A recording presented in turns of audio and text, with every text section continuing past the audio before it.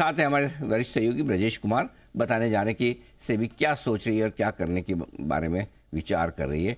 ब्रजेश बताइए। बिल्कुल, ये अक्सर कई बार सोशल मीडिया पे खास तौर पर ये शिकायत लोगों की होती थी कि अरे आज एक्सपायरी के पहले ही और किसी ने अचानक से टर्न ले लिया और किसी ने प्ले आउट कर दिया पूरे इंडेक्स को और इस तरह की बातें। तो अब इस डर को दूर करने के लिए या इस तरह की जो आशंका है इसको दूर करने के लिए अब ये विचार किया जा रहा है कि जितने भी एफ&ओ वाले इंडेक्स हैं तो उनके लिए उनमें जो सबसे बड़ा जो स्टॉक है उसका वेटेज रिव्यू किया जाए। इसके अलावा जो टॉप 3 के हैं उनका वेटेज रिव्यू किया जाए। टॉप 5 जो हैं उनका वेटेज रिव्यू किया जाए। इस पर चर्चा जो है वो शुरू की गई है। जो अभी शुरुआती चर्चा में इस तरह की बात हो रही है कि जो टॉप स्टॉक है क्या उसका वेटेज 20 से 25% पर कैप कर दिया जाए। सिर्फ चर्चा है, ये अभी शुरुआती चर्चा है। इसी तरह जो टॉप 3 हैं उनका वेटेज क्या 55 से 60% के बीच में ही रखा जाए, उससे अधिक नहीं होने दिया जाए। तो ये जो है चर्चा शुरू हो रही है। साथ ही इस तरह का जो इंडेक्स बने, इस तरह का जो इंडेक्स हो उसमें कम से कम जो नंबर ऑफ स्टॉक्स हैं वो कम से कम 10 स्टॉक जो है वो रखे जाएं, उसकी शर्त जो है इस पर ये जो है पूरी चर्चा की जा रही है। मंशा यही है कि जो लोगों को आशंका है कि शायद कहीं टॉप वाले या टॉप 2 वाले स्टॉक को मैनिपुलेट करके कैश मार्केट में कहीं कोई इंडेक्स के साथ खेल नहीं करे। हालांकि सेबी का ये बार बार कहना है कि इस तरह की आशंकाएं भले ही हों, लेकिन जो उनका जो निगरानी तंत्र है, जिस तरह की व्यवस्था एक्सचेंज रखते हैं, उसमें ऐसा संभव नहीं है।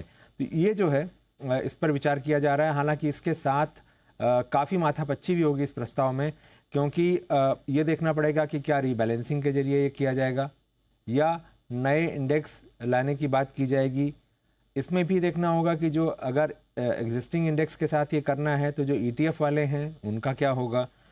तो ये काफ़ी सारी माथापच्ची भी इस पर होनी है, लेकिन इस बात पर चर्चा शुरू हो गई है कि लोगों के मन में जो आशंका है इसको दूर किया जाए। अभी अगर एग्जाम्पल लें डेटा के हिसाब से, तो जो बैंक निफ्टी का 31 दिसंबर का जो NSE निफ्टी इंडाइसेस का डेटा कहता है कि 28% वेटेज है HDFC बैंक का, करीब 25% है ICICI बैंक का और कोटक का करीब 9% है, कोटक महिंद्रा बैंक का।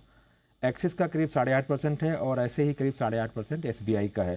तो टॉप 3 अगर देखेंगे तो करीब 62% के आसपास आते हैं। जो अभी का जो प्रपोजल है उसके हिसाब से 55 से 60% तक वेटेज हो सकता है टॉप 3 का।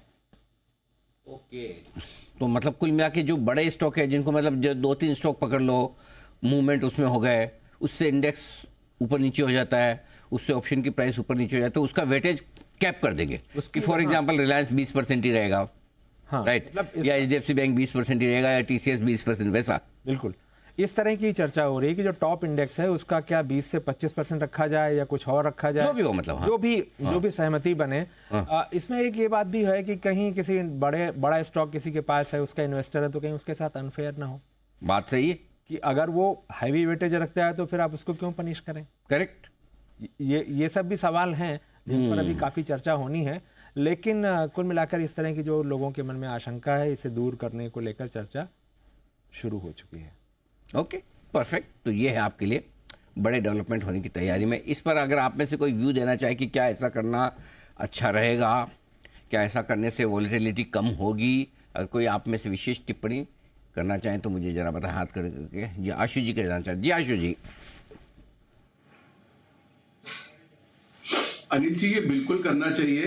देखिए, जो ब्रिजेश बता रहा था, ये सोशल मीडिया पे ये सब बहुत क्रिप कर रहे हैं। अनिल जी, क्रिपिंग के पीछे ऐसा नहीं है कि ये बिल्कुल वो है, मतलब इसमें ऐसा कुछ नहीं है अनिल जी। लेकिन जो तरीका अपनाया जा रहा था, क्योंकि वो लेजिटिमेट है, मतलब उसको हम लेजिट कहते हैं, लेकिन उस तरीके को मिसयूज करके मैनेज किया जा रहा था। तो मेरा हाँ है अनिल जी, 99% किया जा रहा था। एक स्टॉक या 1.5 स्टॉक का इंडेक्स में अनिल जी, अब तो बैंक निफ्टी की मंथली एक्सपायरी हो गई।